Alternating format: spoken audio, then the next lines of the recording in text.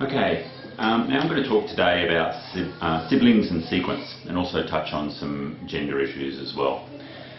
When we have a kid, we start out with our one relationship of mum and dad, and all of a sudden it becomes three relationships. It becomes mum and dad, and mum and child, and dad and child. If we have a second child, it actually balloons out very quickly into 6 relationships. And obviously if we have 3 and 4 children, there are many, many relationships within a house. When we've got so many relationships, especially when we have several children, the children can sometimes group. You can have the older kids and you can have the younger kids. So the amount of relationships that are happening and the roles that are being played by different people in the family in terms of leadership or being the little one and all that sort of thing that we sometimes attribute to where you come in the sequence in the family. Those sort of characteristics can sort of come through. Another thing to note is that when siblings are born very close to each other, that can actually increase the sibling rivalry, because sibling rivalry basically is based on the fact that your sibling is a threat to the attention you're getting from mum and dad. And of course we've talked before about how important that attention is to a child. So rather than focusing on the characteristics that we can attribute to sequence, I think we need to probably play down those characteristics really, because at the end of the day, children, in regards to our children, they're all individuals. As we've discussed before, they've all got their own temperament, they've all got their own emerging personalities.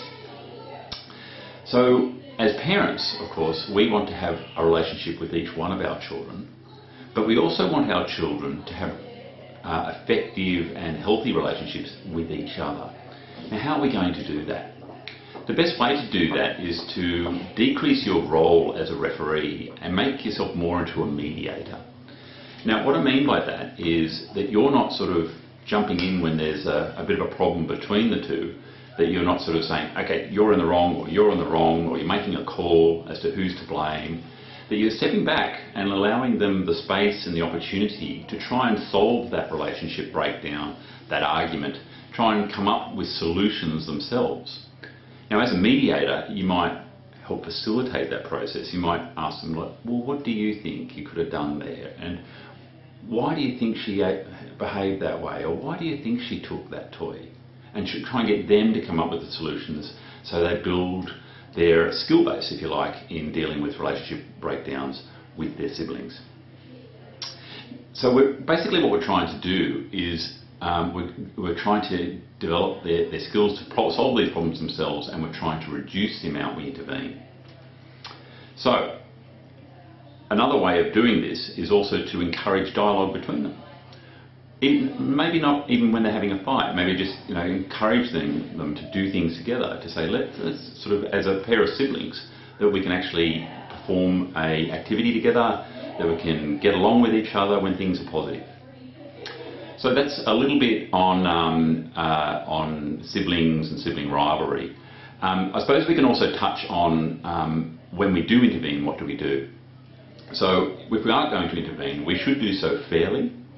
And so it's the same for each sibling, and we should do so consistently, so that they can understand what is allowed and not allowed. And also we can develop a set of family rules, that this is the rules that exist in our household and these are the ones that we follow. And I'll talk more about family rules in a later blog when we're touching on discipline issues. As well as the family rules, we can also have a space a safe space where sibling breakdown, sibling conflicts can be brought out into the open. And a place that this can happen is when we all get down together and talk about how everyone's going. And once again, I'll be talking about this in a later blog, where we talk about what's called a family chat, where we all sit down together and talk about how everyone is and air any grievances and all that sort of thing. So we'll touch on that later. Now, the other thing I wanted to talk about today was gender issues. Now, gender issues are becoming more and more of a problem in children in terms of the way they're raised and what they're exposed to in society. Obviously, there are inherent gender differences that go beyond biology. Some of these, may be, attributed to the way we're actually structured and the way we develop normally. Some of them may be attributed to the way society tells us and teaches us and models to us the way that gender issues happen. And some of them are false assumptions, that maybe that some of the assumptions we make about gender really aren't on the mark. So teasing out what is right and what is wrong and what's real and not real can be very difficult when we're talking about gender differences. But I suppose the more important thing is to realise that these two bell curves, male and female bell curves, do really overlap a great deal.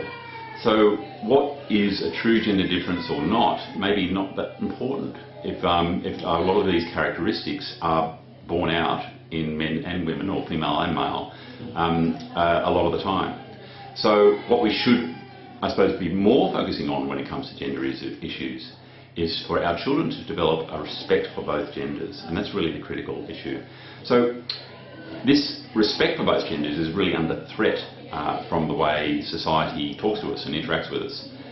We have characters where very sexualised characters, where men are aggressive and macho and women are submissive and viewed as sex objects, and that film clips, in music film clips, in characters, in stories and movies, even the clothing that our children are wearing is becoming much more sexualised at a much younger age. And I think this is something that as parents we should be aware of and be wary of.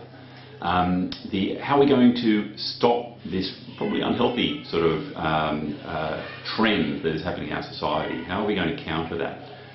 Well, certainly we can celebrate when gender barriers are overcome.